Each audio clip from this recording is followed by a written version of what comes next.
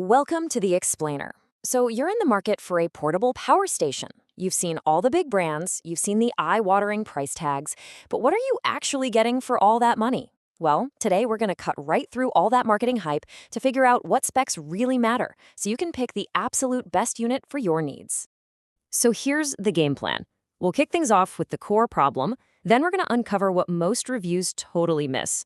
After that, we'll dive into some simple real world math, cover some critical safety checks, and then wrap it all up with a smart user guide that's going to have you choosing your next power station with total confidence.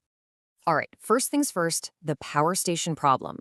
If you've ever looked at brands like Jackery or EcoFlow, you know the feeling, right? It's this wall of different options, a ton of technical jargon, and prices that they make you pause. Honestly, it's confusing, and sometimes it feels like it's designed to be that way. And if you're feeling stuck, you are definitely not alone. See, most reviews out there, they talk about the super obvious stuff, the watt hours, how many ports it has, but they rarely ever dig any deeper. And that leaves you guessing about the things that are really crucial, like how it's actually going to perform and, even more importantly, how safe it is. Okay, so let's pull back the curtain and see what all those reviews are missing. We are about to look at the specs that are absolutely essential for making a smart, informed decision. This is the good stuff. This right here shows the difference perfectly. On the left, you've got your basic run-of-the-mill specs you see everywhere. But on the right, that's where the real story is. We're talking about stuff like battery chemistry, like Life PO4, which literally dictates how long the battery will last and how safe it is, and surge limits, which determine if the station can even start up your power tools or a mini fridge. Huge difference. Let's break down that surge power thing for a second. Think of continuous power like a steady jog. It's what the station can run constantly, no problem, like a light bulb. Surge power, though, that's the sprint. It's that quick, powerful burst of energy it needs to get a motor started. Now, if your device needs more surge than the station can give, it just won't start. Or, way worse, you could actually damage the unit. Okay, this is where you really get to take back control. We're going to give you the exact formula to slice right through all those marketing claims and figure out precisely how long your devices are actually going to run. Now, I know what you're thinking. Whoa, a formula. But trust me, this is your secret weapon, and it's super simple. All we're doing is taking the battery's total capacity, factoring in the usable amount, that's a little something called depth of discharge, or DOD, and then we account for the little bit of energy that gets lost when converting power from DC to AC. That's it. Let's just walk through a quick example. Imagine you have a 500 watt-hour battery. You can safely use about 80% of that to keep the battery healthy. So we multiply by 0.8. Then we account for about 90% inverter efficiency.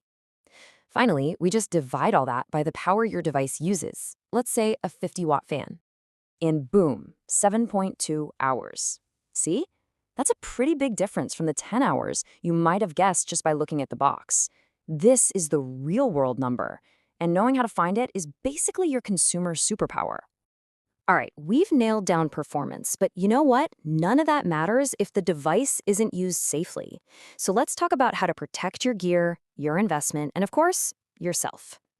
Now that sounds a little dramatic, I know, but it's a really serious question. We have to remember, these are incredibly powerful electrical devices, and ignoring just a few key risk factors can lead to some genuinely dangerous situations, like overheating or short circuits. So here are the 5 big risks to always avoid. Don't overload the inverter, that's a big one. Use properly sized cables and cords. Keep an eye on the operating temperatures. Don't let it get too hot or too cold. Avoid draining the battery completely every single time. And make sure you've got proper grounding for any heavy-duty loads. These simple checks, they make all the difference. So let's take all this great information and turn it into a super simple, practical checklist you can use every single time you fire up your power station.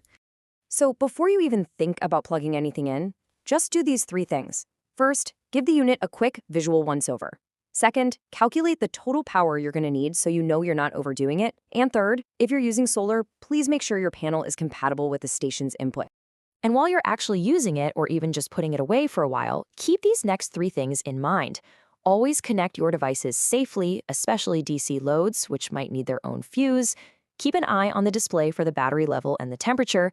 And if you're going to store it for the long term, make sure to top it off every few months to keep that battery healthy and happy. And just like that, you now have the framework to evaluate any portable power station out there, not just the ones with the flashiest ads. You can now look at a spec sheet and know exactly what matters and what's just noise. It really all boils down to this. Do the math on your devices first, understand the inverter's real limits, use fuses where you need to, and respect the battery's health. That right there is the foundation of being a smart, safe, and totally empowered user. And that's really the ultimate takeaway here, isn't it? It was never about finding the one best brand. It's about understanding your own needs and having the knowledge to choose the perfect tool for your job. So the only question left is, what amazing project or big adventure are you going to power up first?